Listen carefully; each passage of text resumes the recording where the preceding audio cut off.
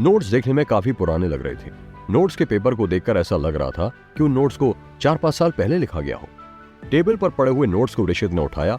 Notes के साथ एक डॉक्यूमेंट भी लगा हुआ था। उस पर इंडियन गवर्नमेंट का एम्बलम बना हुआ था। जब ऋषित ने इसे ध्यान से देखा तो ये उसके घर के प्रॉपर्टी के पेपर थे।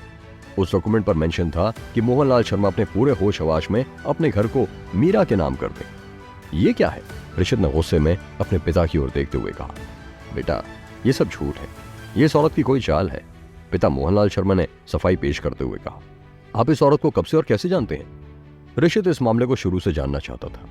मोहनलाल शर्मा को समझ नहीं आ रहा था कि वो कहां से शुरू करे। शर्म से बार बार उसका सिर झुका जा रहा था। ऋषित ने दोबारा गुस्से में पूछा, पापा आप जरा मुझे ये सब डिटेल में बताएंगे, आखिर माजरा क्या है? मोहनलाल शर्मा ने जब देखा कि ऋषित का मूड खराब हुआ जा रहा है तो उन्होंने किसी तरह हिम्मत जुटाई और हिम्मत जुटाकर सब बताना शुरू कर दिया। आज से 10 साल पहले कंस्ट्रक्शन साइट पर ही मेरी मीरा से मुलाकात हुई थी। हम दोनों एक दूसरे को पसंद करते थे और शादी भी करना चाहते थे, लेकिन मेरे सामने तुम्हारी जिम्मेदारी थी और एक शर्त भी थी। कैसी शर्त? ऋषित ने क्यूरियस होकर पूछा। मोहनलाल ने आगे बताते हुए कहा, शर्त यह थी कि मुझे तुम्हें छोड़ना होगा, जो मेरे लिए मुश्किल काम था। ऋषित की नजर मीरा पर गई, जो दोनों की बातचीत को सुनकर हल्के हल्के मुस्कुरा रही थी। फिर ऋषित आगे पूछता है, तो ये प्रॉपर्टी के पेपर कैसे हैं? इसके बारे में मैं बताती हूँ। सोफे पर बैठी मीरा उठकर ऋषित की तरफ आते हुए कहती है, तुम्हारे इस खुशमिजाज बाप ने मुझे तोहफे के रूप में घर दिया था, जो अब मैं लेने आई हूँ। अब मैं तुम दोनों को 2 घंटे की मोहलत देती हूँ। अपना सारा सामान पैक करो और यहाँ से चलते बनो। मीरा का इस अंदाज से बात करते हुए देख ऋषित आग बबूला हो जाता है और गुस्से से उसकी तरफ बढ़ता है। बदतमीज औरत! मोहनलाल ऋषित का हाथ पकड़ते हुए रोकते हैं और कहते हैं, नहीं बेटा रुक जाओ। मीरा हंसते हुए कहती है, मुझ पर गुस्सा होने की जरूरत नहीं है, अपना ये तेवर तुम अपने बाप पर दिखाओ। ऋषित का गुस्सा भी ठंडा नहीं हुआ था। गुस्से में वो अपने पिता मोहनलाल शर्मा की ओर देखता और पूछता है, पापा ये सब क्या हो रहा है और ये औरत क्या बकवास की जा रही है? ऋषित का हाथ पकड़ते हुए मोहनलाल शर्मा कहते हैं, ये औरत जो भी कुछ कह रही है सब झूठ है। यकीन मानो मैंने ऐसा कुछ भी नहीं किया है। ये सारे दस्तावेज बिल्कुल फर्जी हैं। मैं इस औरत को अच्छी तरह से जानता हूँ, ये इसकी कोई चाल है। इतना सुन के मीरा को भी गुस्सा आ जाता है और गुस्से में चीखती हुई कहती है, लग रहा है तुम लोग ऐसे नहीं मानोगे, मुझे भी पुलिस को फोन करना पड़ेगा। मीरा अपने मोबाइल में पुलिस का नंबर मिलाती है। थोड़ी देर में पुलिस भी आ जाती है। पुलिस को देखते मीरा का नाटक और बढ़ जाता है। उन्होंने चीखने लगती है और रोते हुए कहती है, इंस्पेक्टर साहब देखिए ना, ये दोनों आदमी मेरे घर में मुझे आकर धमका रहे हैं और इस लड़के ने तो बदतमीजी की सारी हदें पार कर दी। इसने मुझे मारने की कोशिश की। इंस्पेक्टर रवि ने ऋषित की तरफ घूरते हुए देखा और कहा, क्यों ज्यादा चर्बी चढ़ रही है? ऋषित जवाब देते हुए कहता है, सर आपको गलतफहमी हो रही है, ये औरत झूठ बोल रही है। ये घर इसका नहीं बल्कि हमारा है। इसने फर्जी तरीके से हमारे घर पर कब्जा कर लिया है और जब हमने इसे घर से बाहर निकलने के लिए कहा तो उसने आप लोगों को बुला लिया। पुलिस इंस्पेक्टर रवि की अभी नई नई ज्वाइनिंग होती है, उसके लिए ये सब चीजें अभी नई थी, इसलिए वो नहीं चाहते थे कि उनके एंड में कोई गड़बड़ हो। इसलिए उन्होंने दोनों ही पक्षों को अपने साथ थाने चलने को कहा। अभी इस वक्त मैं कोई फैसला नहीं कर सकता कि कौन सच्चा है और कौन झूठा है। आप दोनों ही मेरे साथ थाने चलिए, वहीं मैं आप दोनों से पूछताछ करूंगा। पुलिस दोनों ही पक्षों को थाने ले आती है और एक एक करके दोनों से इसके बारे में पूछताछ करती है। सबसे पहले पुलिस मीरा के पक्ष को जानने की कोशिश करती है और उसका पक्ष जानकर उसे जाने देती है। इसके बाद पुलिस ऋषित से पूछताछ करती है। इंस्पेक्टर रवि खुद पर्सनली ऋषित से सवाल पूछते हैं, तुम देखने में तो काफी पढ़े लिखे और शरीफ लगते हो, तुम आखिर करते क्या हो?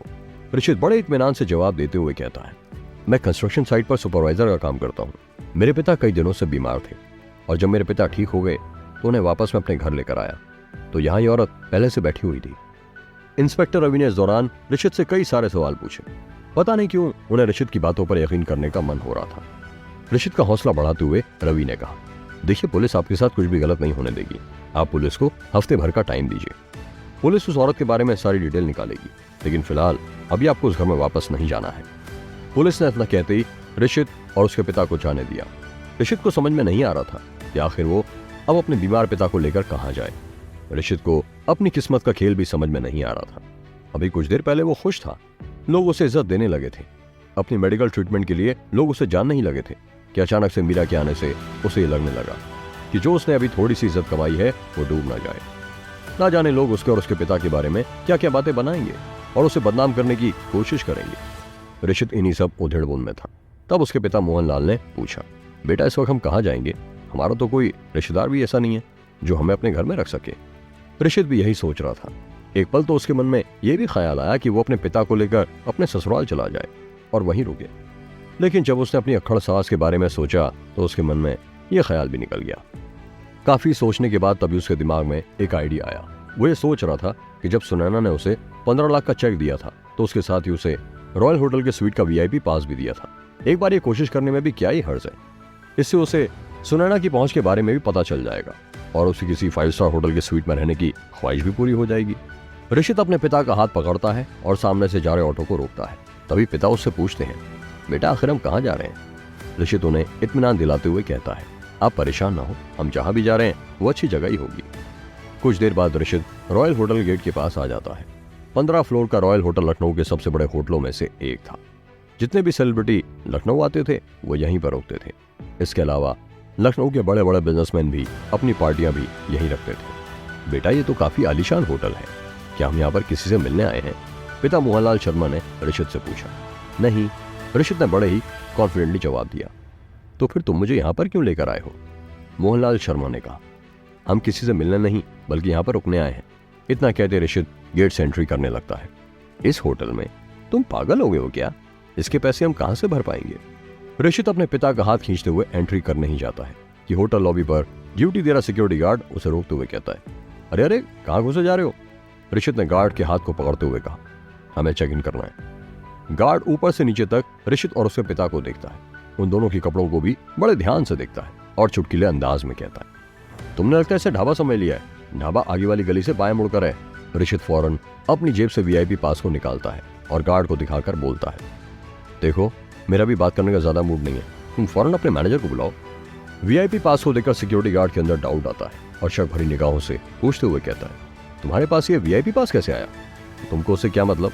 तुम फटाफट अपने मैनेजर को बुला कर लाओ। ऋषित ने काफी एरोगेंटली जवाब देते हुए कहा। गार्ड ऋषित को लुक देता है और अंदर जाकर लॉबी मैनेजर को बुला कर लाता है। हाय सर, मैं आपकी क्या सहायता कर सकता हूँ? लॉबी मैनेजर मुस्कुराकर पूछता है।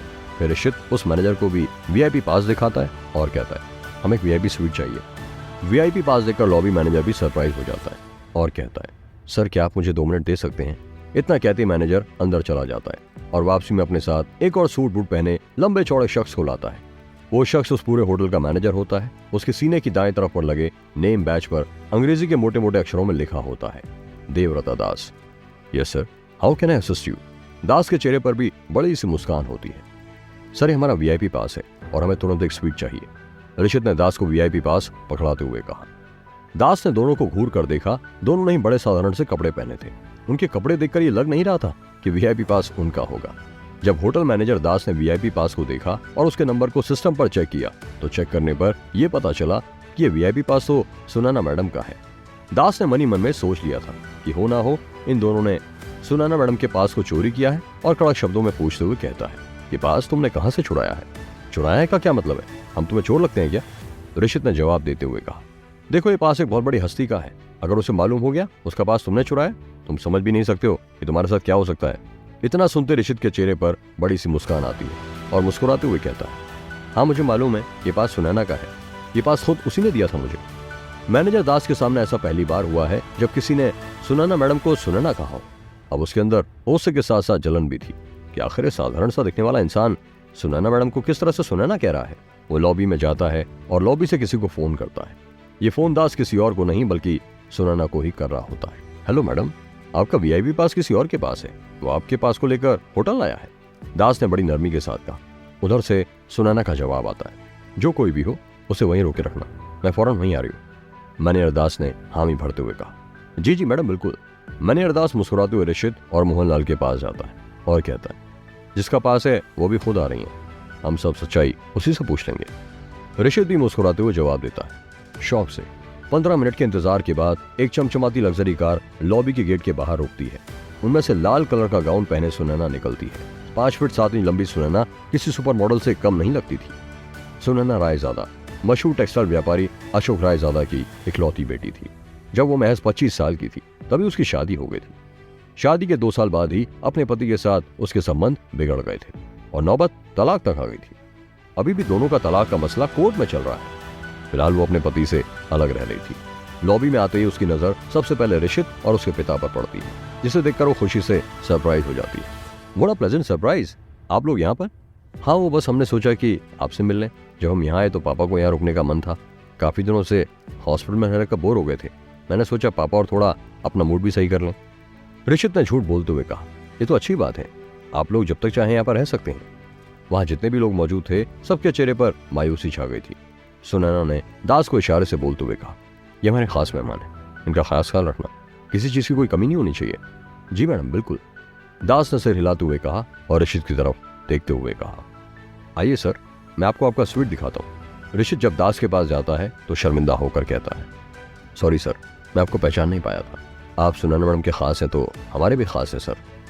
ऋषित ने भी बड़प्पन दिखाते हुए कहा, कोई बात नहीं, अक्सर लोग मुझे पहचानने में गलती कर जाते हैं। हाउस कीपिंग स्टाफ नाश्ता देने के लिए स्वीट जाता है तो वहाँ पर ना तो ऋषित होता है और ना ही उसके पिता मोहनलाल शर्मा होते हैं। पूरे स्वीट्स को अच्छी तरह से चेक करने पर भी ये दोनों नहीं मिलते हैं। लेकिन उसी बीच सुनैना अपने घर में पागलों की तरह किसी पर चीख रही होती है।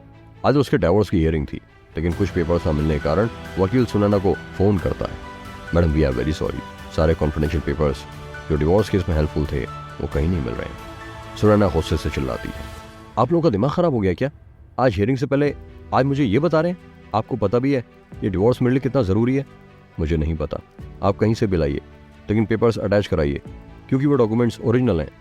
ये कहकर सुनैना ने फ़ोन काटने ही वाली थी कि अचानक उसके सामने चल रहे टीवी पर एक न्यूज़ फ्लैश हुई, जिसे देखकर सुनैना लगभग बेहोश होने वाली थी। खबर थी, मशहूर सुनैना रायजादा ने बेचे रॉयल होटल के शेयर। आखिर क्या है उसकी मजबूरी? आखिर ऋषित और उसके पिता होटल से कहाँ गायब हो गए? किसने चुराए थे सुनैना के कॉन्फिडेंशियल पेपर्स और किसने बेचे उसके रॉयल होटल के शेयर? कहीं कॉन्फिडेंशियल पेपर्स और ऋषित के गायब होने का कोई कनेक्शन तो नहीं? जानने के लिए सुनते रहिए कहानी का अगला भाग सिर्फ पॉकेट FM पर।